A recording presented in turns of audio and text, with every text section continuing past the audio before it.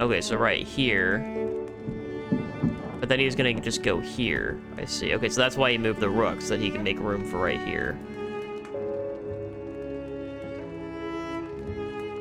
What? What, am I stupid? Hey, what's going on, guys? It's your boy, The Cubist, coming at you again, another episode in the Play An Ever game on my Epic Games. Oh shit, library series. Today we are playing chess. That's the game. I'm pretty sure that's the whole game. I think it's just gonna be chess.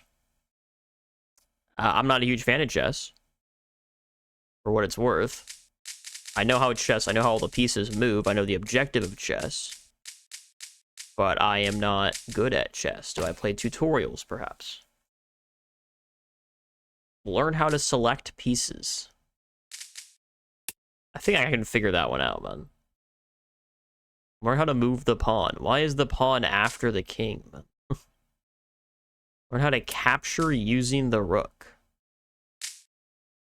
What are you talking about? How to capture? Learn how to Learn how to read the board. What? How to capture? Is this like, how stupid is this? Surely this isn't just click on a piece. You should move your knight to the square in which the opponent piece is situated. I mean, I guess thanks, I suppose. Knight's moving in L shape. Is this too loud? I think it might be a little bit. Yeah, it's a little bit too loud.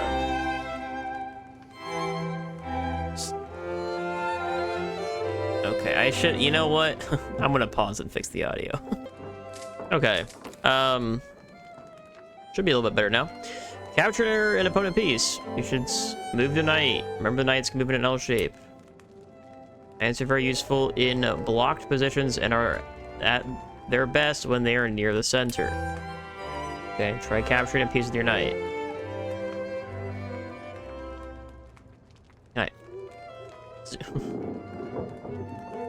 Oh my god. This is fucking horrible.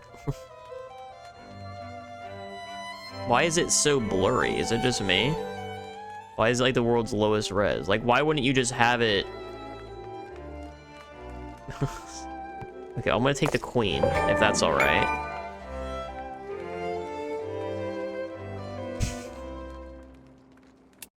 White wins. I didn't even win. I just... Okay, I know how to capture. I mean, that's not hard. Okay, how to read the board. Here we go. This is where we go.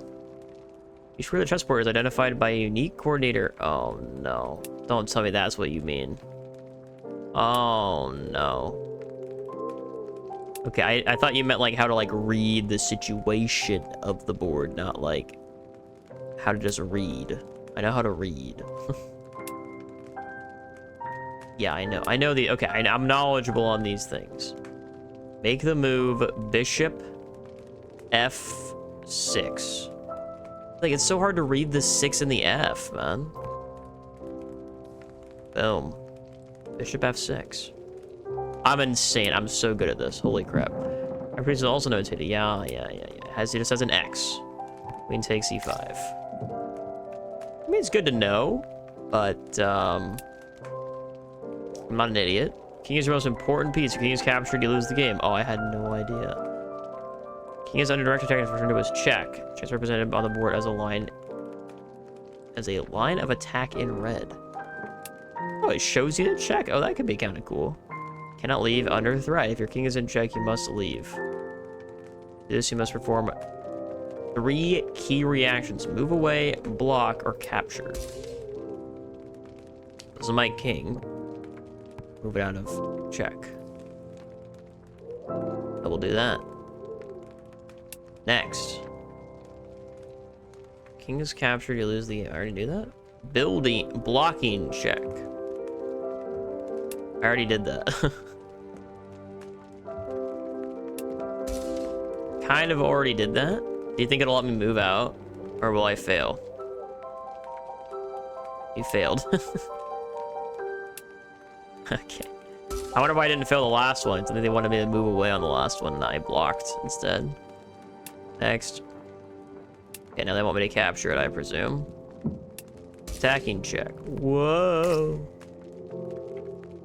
I just don't like how the board is not... Like, it's, like, realistic, but it's, like, it's just hard to read, honestly. If I'm gonna be real. The ultimate aim in chess is to trap the opponent's king. Oh, I already see the line, dog. It's too free. This is like, there's no way... It's actually impossible to have this, right? Because white's only made one move and black has made two. So this isn't possible to ever happen in a real board. I mean, I appreciate... Try to solve it. Yeah, I mean, it's a little bit simple. A little bit on the simpler side.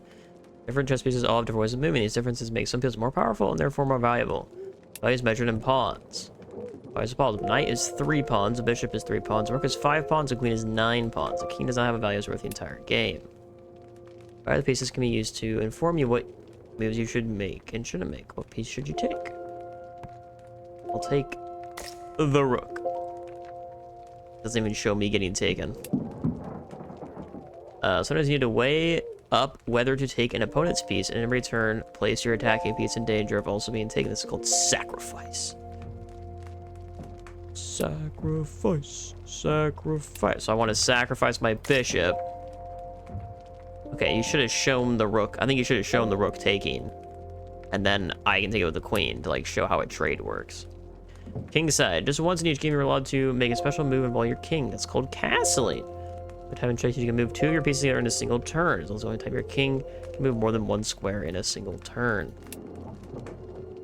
Neither the king or the rook have moved from their starting squares, and the path between them is empty, and it's possible to castle. The king cannot be in check and cannot move into check. I believe they can't move through check either, to be clear. Castling on the right of the board is called kingside castling. It's written down as oh. Perform this now. I'm moving your king to G1. Holy snap. Oh. I got an achievement that just said oh. Just once in each game, you are allowed to make a special move involving your king and rooks. It's called castling. You already told me. This is queenside castling.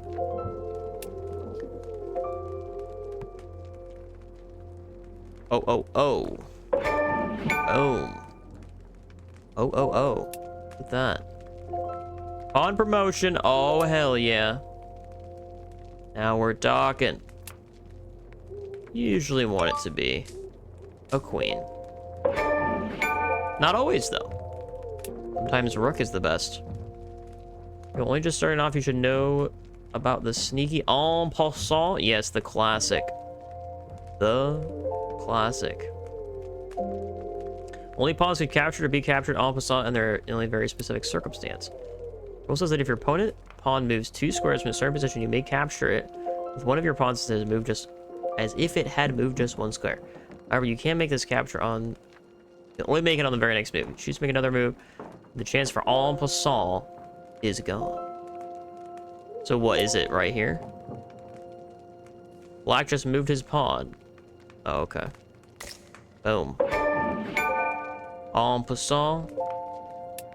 A move which creates 2 threats is called a fork. When you play a fork, it doesn't matter if your opponent sees that you're attacking his pieces. Your opponent cannot rescue both of his pieces. Right here. Knight to here. Knight d5. All pieces can create forks, but knights and pawns are especially good at it. Can you spot the strong knight fork for white here? I can indeed.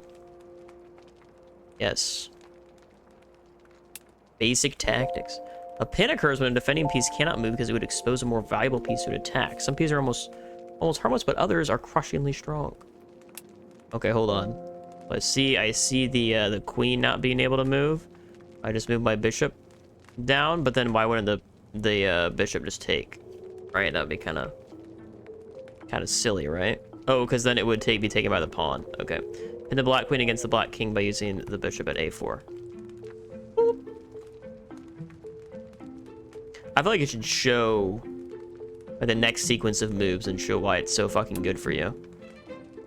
But sure, a skewer occurs when 2 enemy pieces are attacked along a rank, file, or diagonal. The more valuable piece in the front moves out of the way, the piece behind is captured. It is the reverse of a pin. It's like pins. A skewer can be carried out by pieces that move in a straight line. The white rook at a1 to skewer the black king. Make black lose a rook for nothing. For nothing? I mean, he loses it to save his king. I'm not entirely sure. Oh, see, they do it in here. Let me see the next move. Nice. First part of a chess game is called the opening. There are many different possible openings. Develop pieces to useful squares. Try to gain influence in the center board. Keep the king safe. Watch fine sequence of moves from an opening known as the Italian game, where 3 important pieces. Am I just watching? Okay, we've got the classic e4, e5,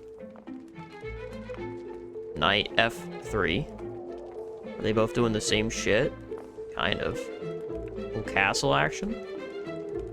Oh, okay, very, very swell, man. Huge amount of knowledge. Opening theory. It's built around the openings. Many players have favorite opening system, and books on openings are very popular. But if it's not around the queen and rook too early in the game, you might be given a target for your minor pieces. Watch the following sequence of moves. I don't really want to.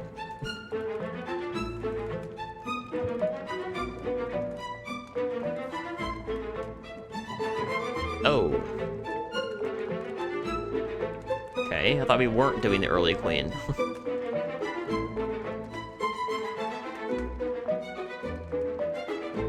Doop, doop, doop.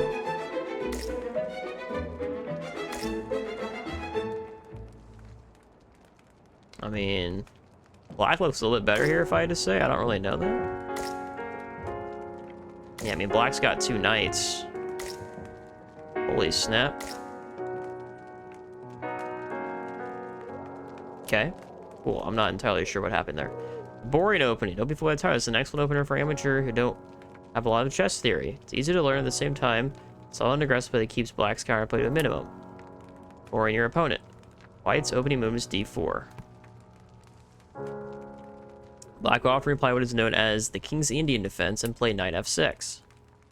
Make the move knight f3. Now, play bishop f4. Complete the opening with e3. Okay. Cool, I guess. Mid-game. After 10 to 15 moves, the opening is over, the middle game begins. The middle game calls for clever maneuvering as both players try to gain small advantage.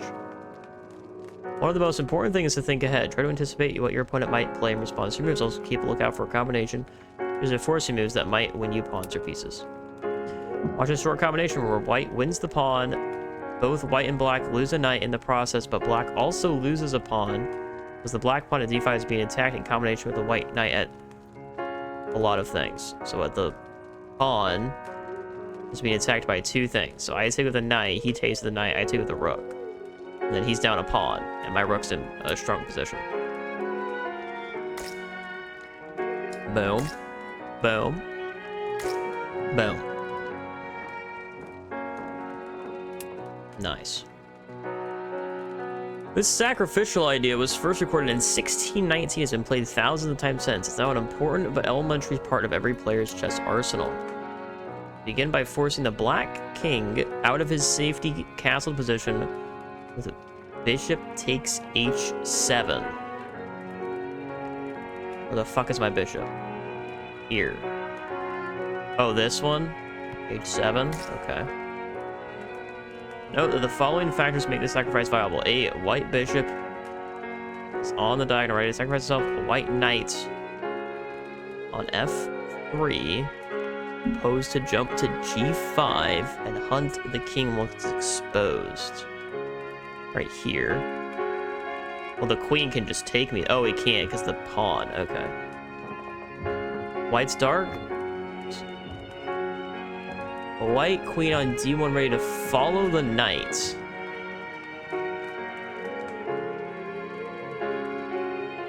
Follow knight to g4 or h5.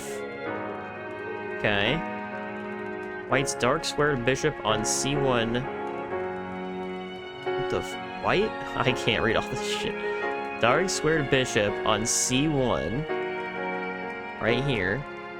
Guards the g5 square. And allows the knight safely. Allows the knight safety, as well as making h6 a bad place for the king to return. Why?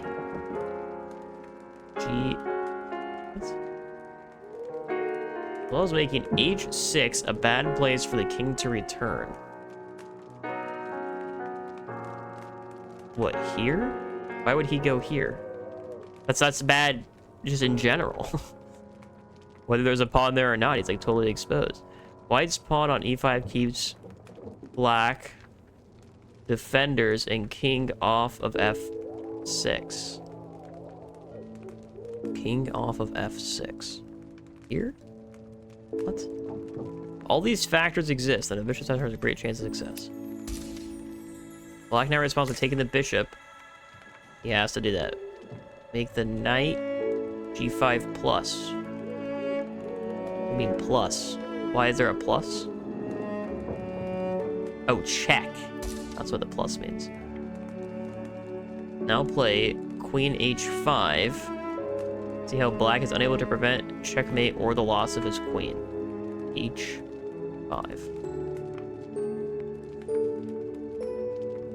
Okay, but what was this? Why did he do that? He's making room for the king? Queen. Okay, so right here. But then he's gonna just go here. I see. Okay, so that's why he moved the rook, so that he can make room for right here. What? What, am I stupid? Am I stupid? Okay, wait, hold on. Bishop. Okay. How did I fuck it up? Knight g5 check. Queen h5. Oh, queen takes. Oh, this one, not here. This one. Then he goes there. Queen 8, what, this? h5. Right here? What? How does that help me, though? Why wouldn't the king just go back?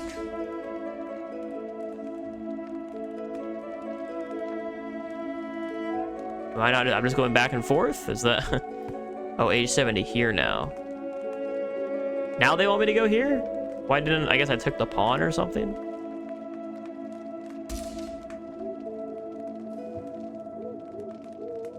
Okay, you can't go there. And then I go here. Finish him off with the queen takes g7. For mate. Boom.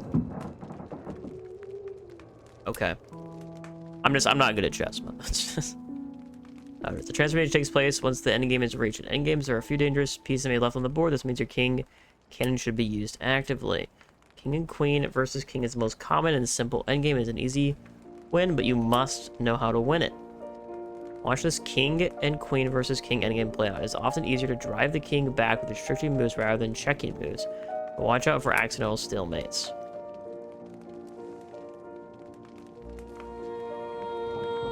I mean, how is he ever going to do anything?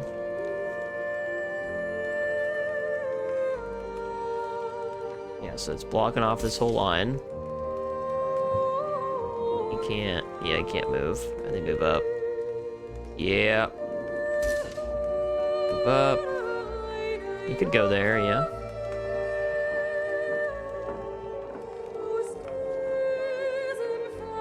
Ooh, he's really... What was that back move for?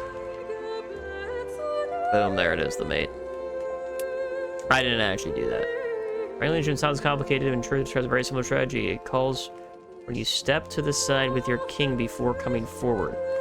allows you to turn the move over to your enemy and the opposition over to you. What are you talking about? Look at this endgame scenario. White would win if it were black to move. White would win if it were black to move since 1. King e5 and king e3. King e5. Well, you can't do king e5. What are you talking about? Oh, e5. King e3 is why the opposition and lead to the win of the e4 pawn. I'm not following. I'm so sorry.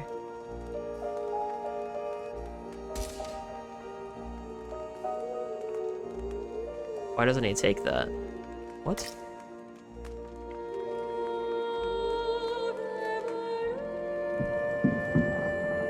I have no idea what the hell's going on.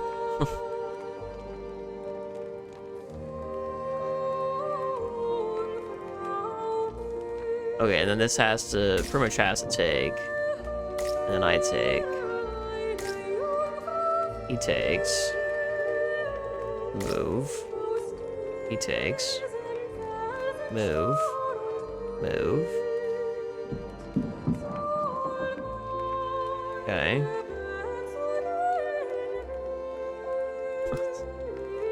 I'm sorry, I'm not following. Was that it? Was that every tutorial? That was it? That was all the tutorials? Look at that. All right.